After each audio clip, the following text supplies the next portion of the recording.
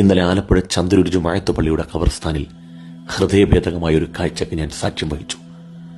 കോരിച്ചൊരിയുന്ന മഴയത്തും മണിക്കൂറുകളോളം ഒരു ചെറുപ്പക്കാരൻ ഒരു ഖബറിനരികിൽ ഇരുന്ന് വിതുമ്പിക്കൊണ്ട് ദുആ ചെയ്യുകയാണ്. ദൂരെ നിന്ന് നോക്കിയാൽ ഖബറിൽ കിടക്കുന്ന വ്യക്തിയോട് സംസാരിക്കുന്ന പ്രതീതി. ഞാൻ നടന്നരികിൽ ചെന്ന് അദ്ദേഹത്തിനോട് ചോദിച്ചു, ഒരുപാട് നേരമായല്ലോ ഇവിടെ ഇരിക്കുന്നു, ഒരുപാട് നേരമായല്ലോ വിതുമ്പുന്നു, ആരാണ് ഈ ഖബറിൽ കിടക്കുന്നത്?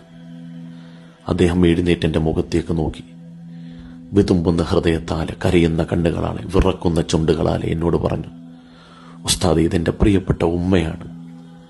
ബാല്യത്തിൽ വാപ്പ നഷ്ടപ്പെട്ട എന്നെ പോറ്റി വളർത്തിയതും ജീവിതത്തിൻ്റെ പടവുകളിൽ എവിടെയും വീണുപോകാതെ കൈത്താങ്ങായതും ഉമ്മയാണ്. 1.5 വർഷം മുമ്പ് ഉമ്മ അള്ളാഹുവിൻ്റെ റഹ്മത്തിലേക്ക് യാത്രയായി ഉസ്താദെ.